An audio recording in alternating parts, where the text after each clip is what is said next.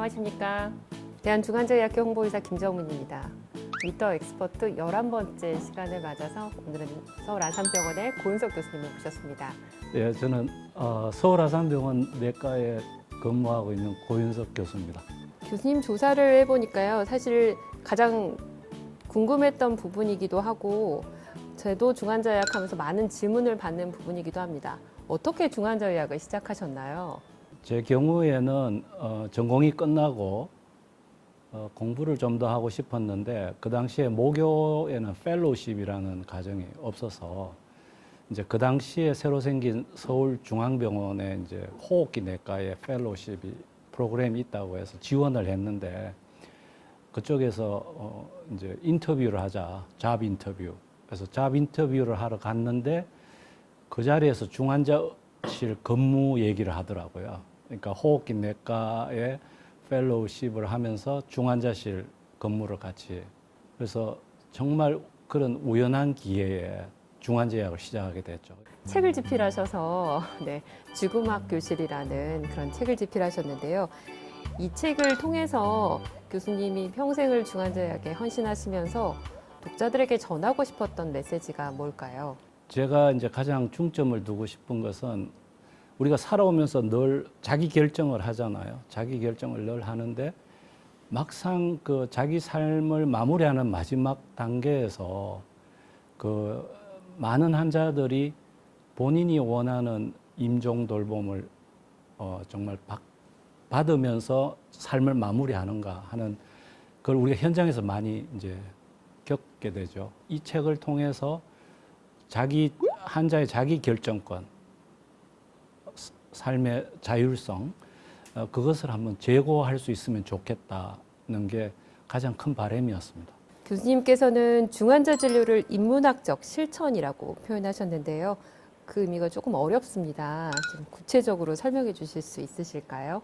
우리가 중환자 진료를 하면서 제일 많이 듣는 얘기 중에 하나는 선생님의 부모라면 어떻게 할 거예요? 이런 얘기 많이 듣잖아요. 그러니까 그게 뭔가 하면은 그 담당하는 의사의 의견이 결정에 아주 중요한 영향을 미치게 되거든요.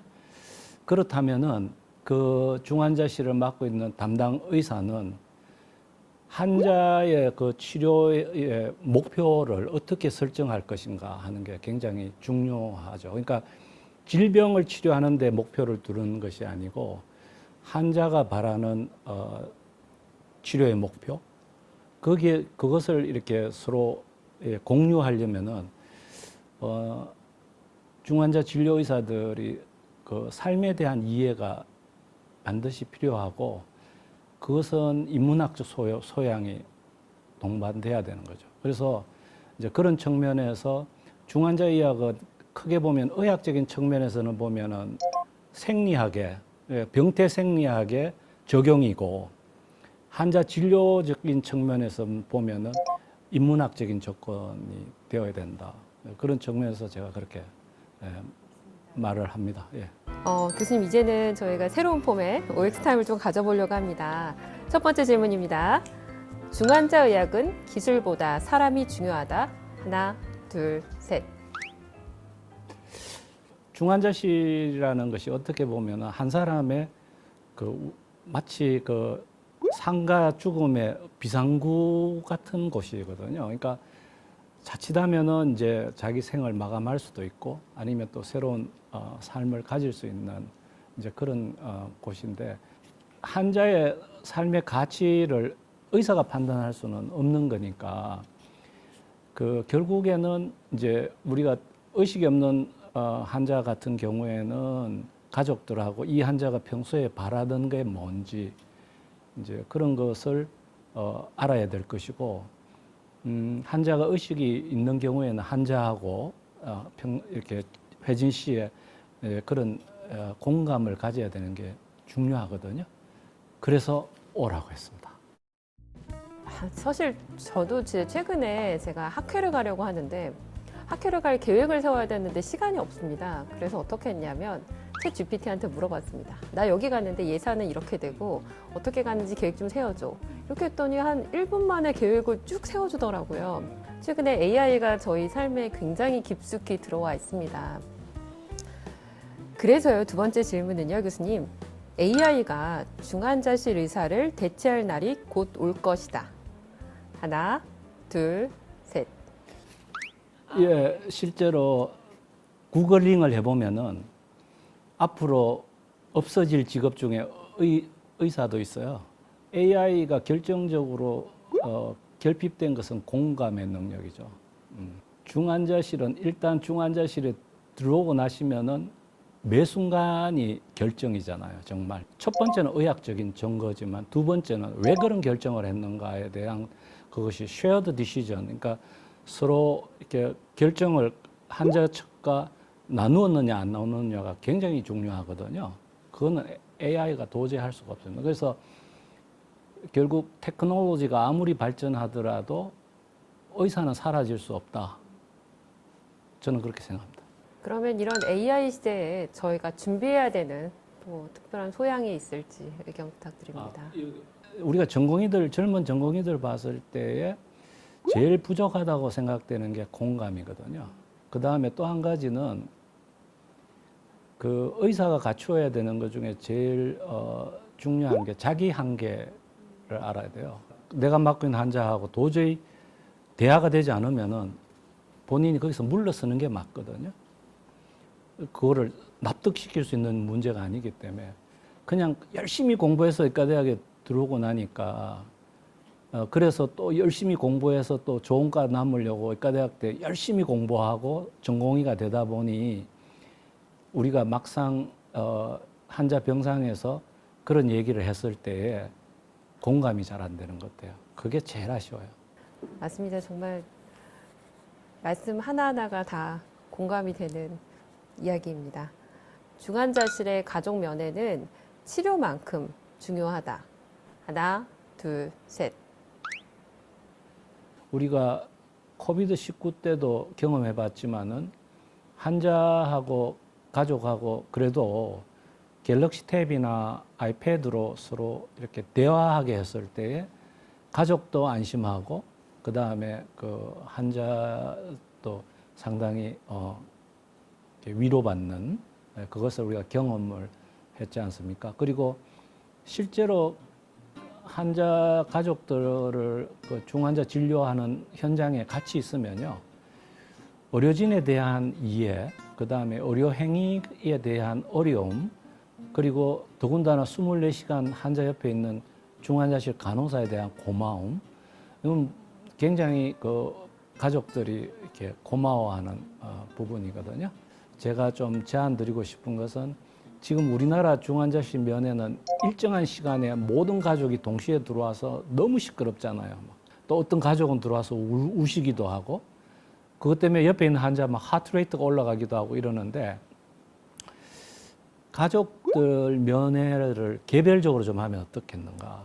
서로 원하는 시간에 와서 한 30분 정도 편안하게 환자 만나고 첫날에 가족 전원 가능하면 모이시라고 해서 서로 얘기하고 그 다음에 다음 만날 시간을 대강 서로 약속을 하고 그 다음에 주보호자가 누구인지를 결정을 하면은 사실 크게 어렵지 않거든요. 그것도 한번 학회에서 한번 생각해 보시면 좋을 것 같아요. 유연한 면회 정책을 갖는 것이 사실 큰 위로가 될 것 같습니다. 왜냐하면 직장 다니는 보호자들은 면회 시간 맞춰서 못 올 때 많거든요. 그럼 환자가 얼마나 이 외로운 시간을 혼자서 싸우고 있을까 그런 안타까운 마음이 들 때가 있습니다. 중환자 의학은 감정보다는 판단이 우선이다. 하나, 둘, 셋.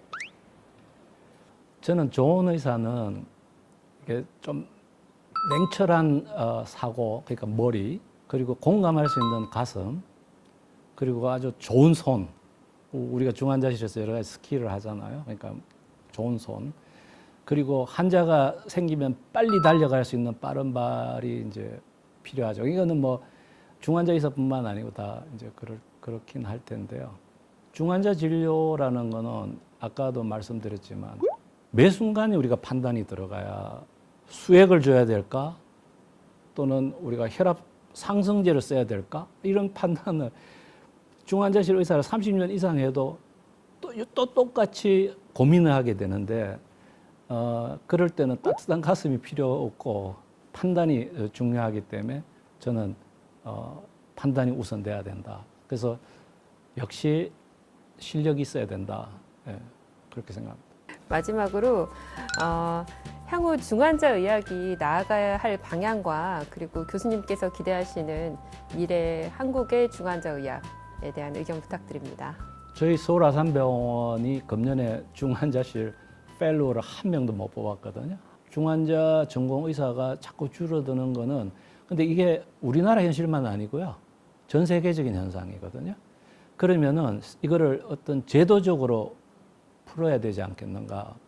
그래서 그럼 제도적으로 풀 수 있는 방법은 뭐냐 하는 건데 이제 결국 미국 경우에도 1980년대부터 소위 말하는 일렉트로닉 ICU, EICU라는 시스템이 이제 도입이 됐죠. 그러니까 일렉트로닉 ICU라는 건 뭐 아시겠지만 이제 그 주관 기관이 있고 그 주관 기관 ICU하고 이제 협약 관계를 맺는 다른 병원들 ICU가 있고 환자들의 웨어링 디바이스도 있고 하니까 그런 것을 이렇게 전송을 해서 그 주관 기관의 센터 ICU에서 각 ICU를 보면서 그 각 ICU의 그 진료 방향을 이렇게 제시해주고 필요하면은 방문하고 하는 걸 이제 하고 있는데요. 주관 기관을 누가 운영하는가 하는 것이 굉장히 중요할 것 같아요. 그래서 정부에서 만약에 정말 필수 의료 항목에 대해서 지금 힘을 쏟고 있으니까 운영 체계를 지원하는 시스템이라든지 아니면은 이제 대학병원은 뭐 우리나라는 비영리로 되어 있으니까 그 대학병원의 그 EICU를 지금 있는 운영하는 ICU와 별도의 조직이 필요한 거죠. 그런 조직을 운영해야 되지 않겠는가. 그래서 뭐 예를 들어서 세브란스 하스피털 같으면은 그 신촌 주위의 여러 병원들하고 협약 관계를 할 수도 있고 우리나라도 그 EICU에 대해서 좀 학회에서도 좀 선제적으로 모델링에 대해서 연구를 시작해야 될 때가 아닌가 생각합니다. 네트워크 중심의 이런 지역사회 기반의 허브 병원을 중심으로 하는 예, 그런 그렇죠. 중환자 의학. 네네네, 그렇죠. 기사를 한번 본 적이 있는데 복지부에서 이런 비슷한 생각을 하면서 예산 잡은 게 26억인가를 잡았더라고요. 그거 가지고는 한 개 허브도 못 만들죠. 네, 그렇죠. 너무 적습니다. 네네. 왜냐하면은 필요한 디바이스뿐만 아니고 그 다음에 많은 인력이 들어가잖아요. 담당 의사, 담당 간호사, 그 다음에 이제 투자, 그 다음에 들어가는 비용에 대한 우리가 지불 이런 것들이 이제 만들어져야 되는데 결국 우리가 중환자 의학을 하면서 제일 아쉬운 게 뭔가요? 제가 제일 아쉬웠던 거는 우리나라 중환자 의학의 수준의 지역 편차. 네. 그리고 의료기관별 수준의 차이. 뭐 이건 피할 수는 없는 거예요. 그걸 어떻게 좀 표준화할 수 있을까 하는 생각이 드는데 그 중에 하나가 저는 이런 EICU를 통해서 서로 관계를 네트워킹을 하면은 어느 정도 해소할 수 있을 것 같다라고 생각합니다. 정말 나라의 지원 없이는 일개 뭐 민간 기관이나 몇몇 개 공립병원에서는 시작할 수 없는 프로젝트여서 곧 수년 안에 조금 더 지원을 받고 발전할 수 있기를 저도 소망합니다. 우리 학회의 특징이 하나 있어요. 대한중환자의학회. 어떤 특징일까요? 정부에서 보건복지부에서 응급실과 중환자실을 구분하지 못하는 시대에서부터 중환자실이라는 정의에서부터 시작해서 학회가 주도적으로 해왔고 중환자실 등급화도 학회가 주도적으로 해왔고 그다음에 중환자실 원가 보상도 학회가 주도적으로 해왔고 그다음에 중환자실 세부 전문의 또 해가 왔고 이렇게 우리가 학회가 그걸 잘 해왔거든요. 그러니까 아까 우리가 말씀드렸던 EICU 문제라든지 그다음에 개별 면회라든지 이런 그 부분에 대해서 학회가 좀 더 이렇게 필요하면은 뭐 태스크 포스 팀을 좀 구성을 하시든지 해서 좀 더 선제적으로 그 정책 당국자들을 한테 제안을 하고 또 우리 학회가 그동안에 그런 걸 이루어내기 위해서 국회에서 공청회도 많이 했거든요. 또 국정감사 때 그것을 질문으로 나오게 해서 정책으로 반영되게 하는 이런 일련의 과정들을 저희가 했던 경험이 있기 때문에 학회에서 그걸 좀 더 선제적으로 해주시면 좋을 것 같아요. 그 여러 가지 숙제를 주셔서 제가 마음에 담고 또 저희의 과업으로 생각하고 열심히 노력해 보겠습니다.